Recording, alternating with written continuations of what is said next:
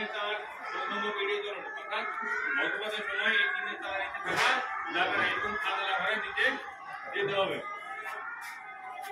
উঁচু গাছপালা ও বৈদ্যুতিক খুঁটি, তার বা ধাতব খুঁটি, মোবাইল টাওয়ার ইত্যাদি থেকে দূরে থাকুন। যে বড় বড় যে খুঁটিগুলো দেখা যায় বা বড় বড় গাছপালা, এর থেকে দূরে থাকতে হবে। কালো মেঘ দেখা দিলে নদী, পুকুর, ডোবা বা জলাশয় থেকে দূরে থাকুন।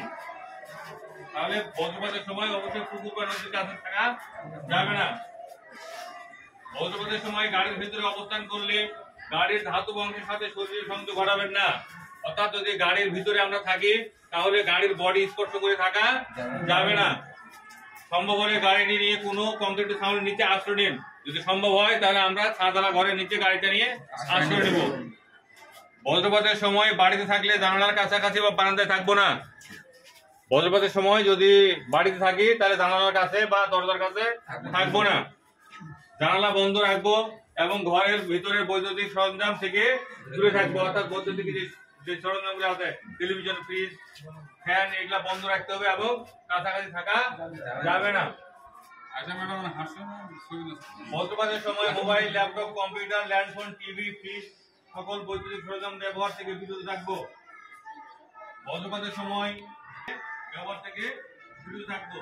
জরুরি প্রয়োজনে প্লাস্টিক বা কাঠের হালকা খাতা ব্যবহার করবো। বজ্রপাতের সময় শিশুদের খোলা মাঠে খেলাধুলা থেকে বিরত রাখবো এবং নিজেরাও বিরত থাকবো। বজ্রপাতের সময় ছাউনিবিহীন নৌকার মাছ ধরতে যাবো না। তবে এই সময় সমুদ্র বা নদীতে থাকলে মাছ ধরা বন্ধ রেখে নৌকার ছাউনির নিচে অবস্থান করব। বজ্রপাত ও ঝড়ের সময় বাড়ির ধাতব কল, সিঁড়ির ধাতব রেলিং, পাইপ ইত্যাদি স্পর্শ করবো না। অর্থাৎ এই যে রেলিং গুলো আছে আমাদের প্রাইমারিতে, এই জিনিসগুলো আমরা স্পর্শ করে থাকবো না, কারণ এগুলা বিদ্যুৎ পরিবাহী না সুপরিবাহী, বিদ্যুৎ সুপরিবাহী বা বিদ্যুৎবাহী, এই জন্য ওইটা ধরে থাকবো না। প্রতিটি বিল্ডিং এ বজ্র নিরোধক দণ্ড স্থাপন নিশ্চিত করব। খোলা স্থানে অনেকে একত্রে থাকাকালীন বজ্রপাত শুরু হলে প্রত্যেকে 50 থেকে 100 ফিট দূরে সরে যাব। অর্থাৎ বজ্রপাত যদি শুরু হয় তাহলে আমরা কেউ কাছাকাছি থাকবো না, একটু দূরে দূরে অবস্থান করব। কোনো বাড়িতে যদি পর্যাপ্ত নিরাপত্তা ব্যবস্থা না থাকে তাহলে সবাই এক কক্ষে না থেকে আলাদা আলাদা কক্ষে থাকবো। বজ্রপাতে কেউ আহত হলে বৈদ্যুতিক শকে আহতদের মতোই চিকিৎসা করতে হবে। প্রয়োজনে চিকিৎসককে ডাকতে হবে বা হাসপাতাল।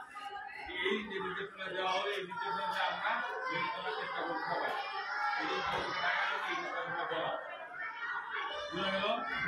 তাহলে যে কথাগুলো বলা হলো এই কথাগুলো আমরা বুঝতে পেরেছি, সবাই বুঝতে পেরেছি। ধন্যবাদ। ধন্যবাদ সবাইকে। ধন্যবাদ।